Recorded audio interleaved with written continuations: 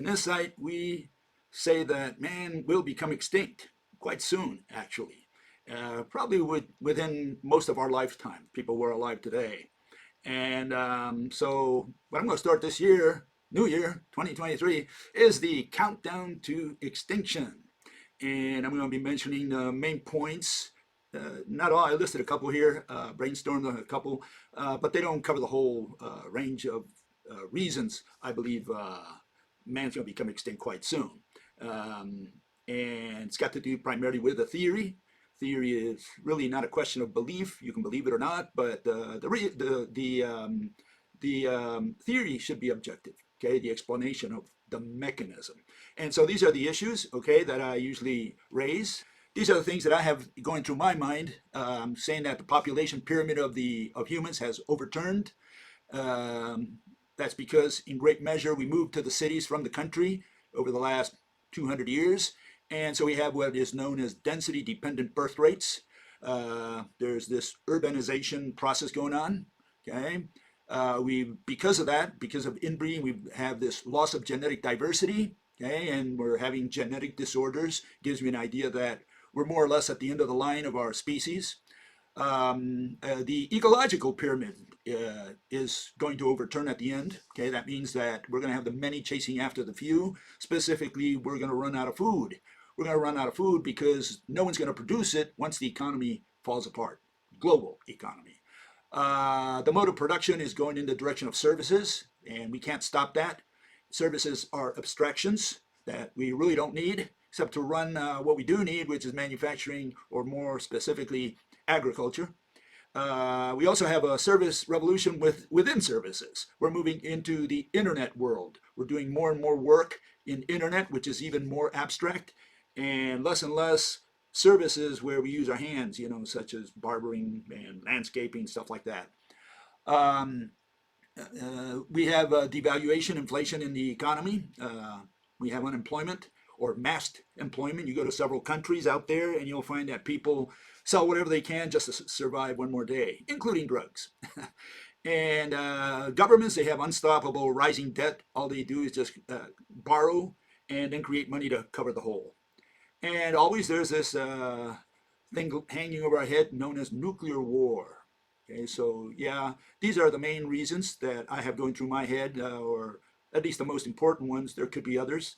And those are the ones that I usually cover and the ones that I will be covering this year. Okay, so that's just a notification so that people are aware of it. Okay, here's something that's going on, and that's China. Okay, China has been growing in the last maybe 50 years, since the days of Mao Zedong and Nixon. In his days, he went all the way to China, to the communists.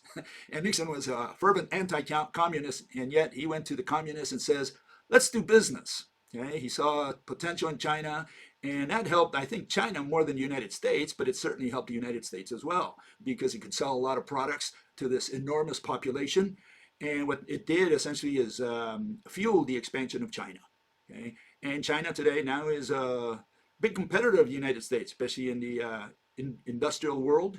Okay? And so you got to think about, how that came about. Anyways, here is the problem today, that China is slowing down. Okay? And this is Mr. Xi. Okay? He's the premier of China. And says China is losing its place at the center of the world's supply chains. And they're saying they're going to be diversifying to other countries that will be maybe replacing China as manufacturers, countries that pay less to their workers, and it can take some of the industrialization away from China. Okay, so yeah, that's one of the things you got to keep in mind. China may not grow at the same rate as it has in the past. And here's more evidence of that. You can see that China's economy is slowing down. But if you put a curve on that, even before the COVID, you can see here, what happened. It was already falling apart since at least 1982, according to this. In other words, their growth rate is not steady. It's been falling. Okay, and so, yeah, and I think it'll continue to fall no matter what. Even if they fix the COVID problem that they have right now, I'm not sure China will be able to grow at the same rate that it grew in the 70s and 80s. Okay, at some point, they reach this growth rate maximum, and then from that point on, they just start dropping, and they become like any other developed country. Okay, that's my point. Okay, and here you have Chinese growth, at least for population growth. I'm sorry, and you can see that they implemented that one child per family policy, and I think even without that, the Chinese population would continue to drop, and it would continue to drop simply because people are moving to the cities. They're abandoning the country, they're abandoning agriculture, first moving into manufacturing, and from there into services. And you can see here that the breakdown for China, from 1978 to 2007, the percentage of services has ballooned in China. And so if Mr. Xi thinks that something's going to change, that they're going to continue growing forever, well, he's got pink elephants, revolving around his head. I don't think he can avoid the same trend that happened to all other advanced nations, and that is at some point, they're going to turn the corner, and they can't grow forever at the same rate that they've always been growing. It's happened to every country, and China's no exception. And this is what the Chinese pie chart looks like today. Services has beaten industry. It used to be the other way around. Now services has overtaken industry, not to mention agriculture, which, as you can see, is becoming a smaller percentage of the economy, not only as a percentage of GDP, but also in terms of labor, because a lot of this is being mechanized. They're using machines to do a lot of the work that used to be done by hand. Okay, so this is one issue. You can see if you compare this against the United States, which is a country that's been through that process already in the past, the United States has bigger percentages. It's got almost 80% in services, about 15% in manufacturing. Okay, so China's going to go in that direction, and I don't think it can avoid it. Services will become a bigger percentage as time goes by of the Chinese economy. So all I can say is keep an eye on that trend. Okay, and but what's the problem with internet services? Well, internet services within services is growing as well. And here's just one data point, okay? A little article out there says that global broadband internet services market grew from 370 billion to 400 billion in 2022 in 1 year. And by 2026, they expect it to go almost 500 billion. In other words, this is a market that's growing. Everybody's getting on the internet, and I'm not sure they can avoid that. It's simply the way of the market. Everybody's just moving in the direction of internet services, and that means that's going to eventually take up more and more labor. More people are going to go into that, and it's going to crowd out all other services, let alone manufacturing and agriculture.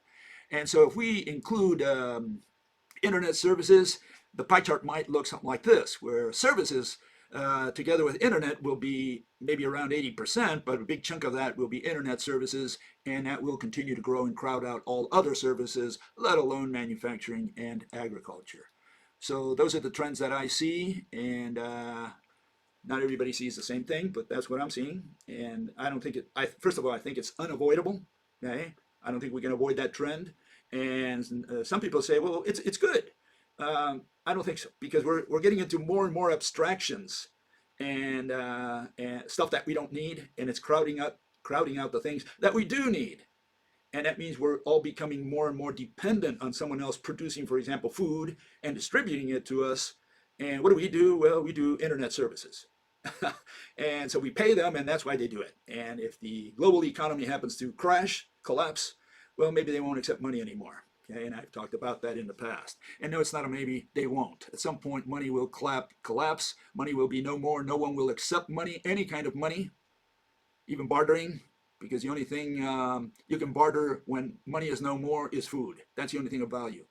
Nothing else has any value whatsoever. We go to the days of our prehistory, maybe to the Upper Paleolithic, where we used to kill an animal and live one more day. And that's all we will care about, food. And there won't be any food because nobody will produce it because there won't be any money. So it's going to be a circular, self-feeding mechanism. Anyways, one fellow says, men should be at work while women should be at home raising children. And he goes on ranting on, the proper place for women. It's not in the job market. It's, with an apron in the kitchen. Well, here's someone who I think outranks him in age and probably in money as well. And he says something like this. This is the Home Depot 93-year-old co-founder. And he says the following. He says, today, nobody wants to work. Nobody is working. He says everybody just wants to stay at home, do what? Maybe internet, and collect some kind of paycheck from somewhere. What he calls socialism, which it is, And so I don't know. I don't know if this other fellow is correct that the correct place for women is in the kitchen. Those were the old days, but also the old days were that people worked, and today we don't have people working anymore. There's less and less work, and I think the old generation, like this gentleman, they see that. They see there's been a change, an unavoidable change that, and we're not going back to where we were. So not only are we not going back to being workers like we used to, but women are not going to go back to the kitchen. Okay, so I don't know. You got to just come to terms with that. Okay, whether it's good or bad, well, that depends on everybody's opinion. The issue is objective. Will we go back? I say we won't. Okay, I don't think that's so much an opinion. I think it's a reality.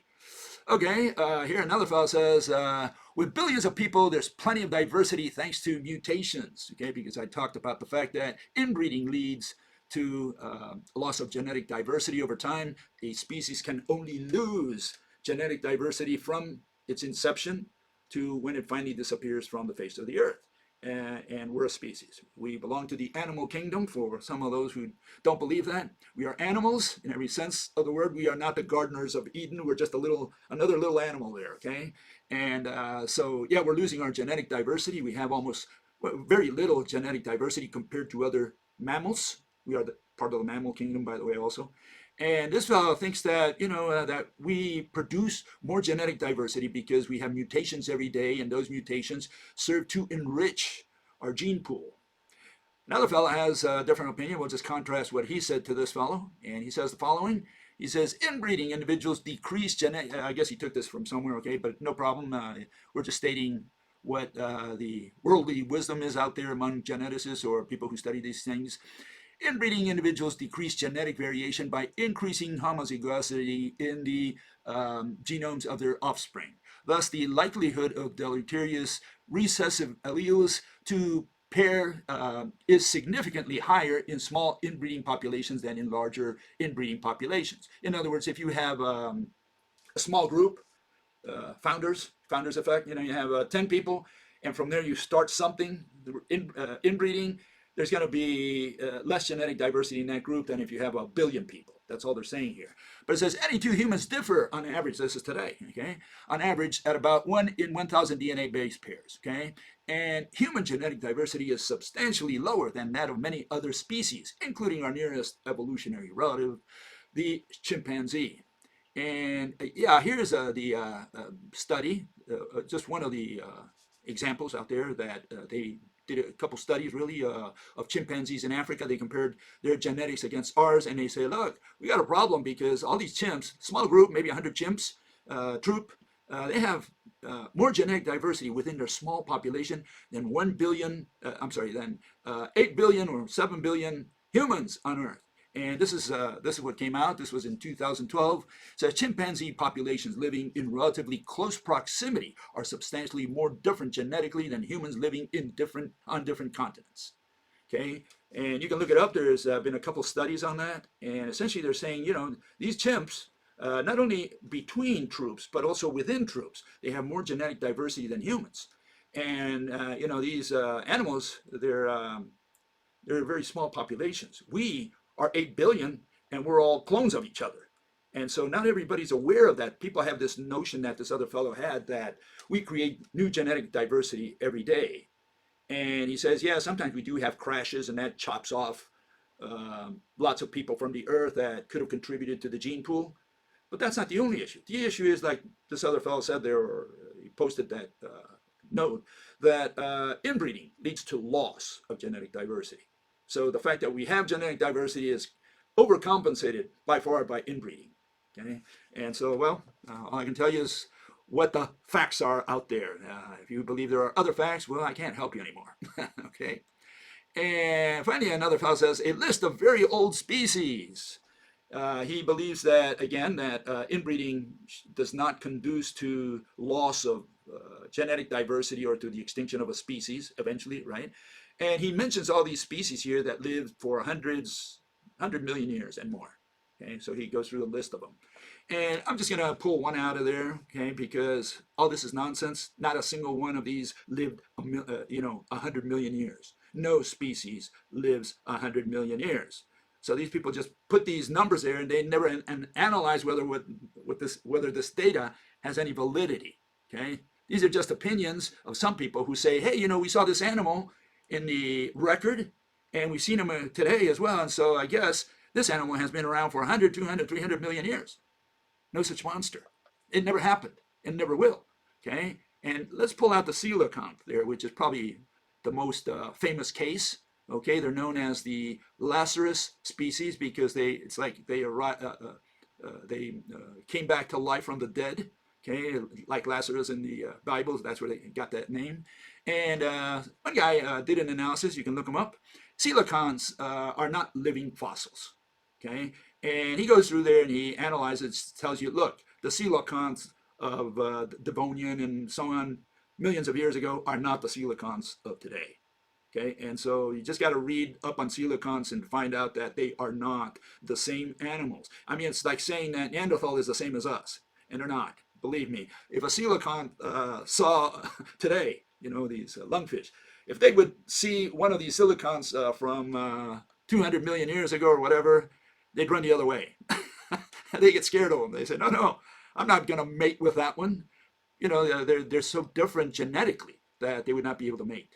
Okay, but people don't understand that. They say, oh, coelacanths are the coelacanth is a coelacanth. Not true. Okay, and so here we show another example, and that's the bacteria, specifically the cyanobacteria.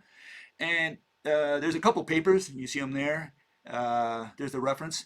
And I'll just mention a couple of them. One fellow says, how many species of algae are there? And he goes in and talks about 30,000 species of algae and to more than 1 million. But specifically says there's at least 8,000 species of cyanobacteria with 4,700 remaining to be described. And maybe just touch the tip of the iceberg there, if anything. Now another paper says cyanobacteria evolution, insight from the fossil record. We think that bacteria have always been the same for the last 300, 400, 500 million years. And these people are saying, no, the cyanobacteria that we see around today are not the same that there were like 300, 400 million years ago. And there you just see the evolution of cyanobacteria in the Precambrian alone. You can see all the species, all the different variations that evolved. Okay, so what's my point? My point is that if bacteria, right? If they evolved and they diversified into so many species, variations, or whatever you want to call them, certainly any other animal will as well. To think that a coelacanth or any of the other animals that this fellow mentioned there remain the same for 200 million, 300 million years is simply irrational. And I'm being kinder with my words. No species lasts 100 million years, okay? They evolve so much that if we were to get one of the Lazarus species, one that's alive today, and we were to mate them or to attempt to mate them with one 100 million years ago, they would not produce viable offspring. They would be so different genetically that they would not even recognize each other. Maybe they don't even want to have sex, reproductive sex, with each other. So no, there are no Lazarus species. No species lasts 100 million years. There's too much change going on in 100 million years, even for bacteria, let alone for any other animal. And here we're talking about bacteria, they're all over the land. Not to mention viruses, which are not living entities, okay? But viruses also change over time. What do we have now? COVID instead of the flu? Maybe it's a mutation of the flu bug, and now we got it as COVID.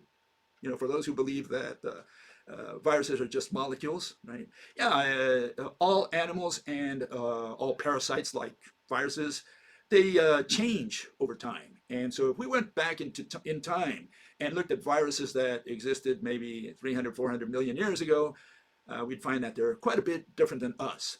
because otherwise it would mean that they did not learn anything in their interactions with the environment, including other species. Everyone engages in an arms race. So when someone develops an antidote, the other guy has to develop again, the way to survive and counteract that antidote, and that's called an arms race, and that's how species evolve.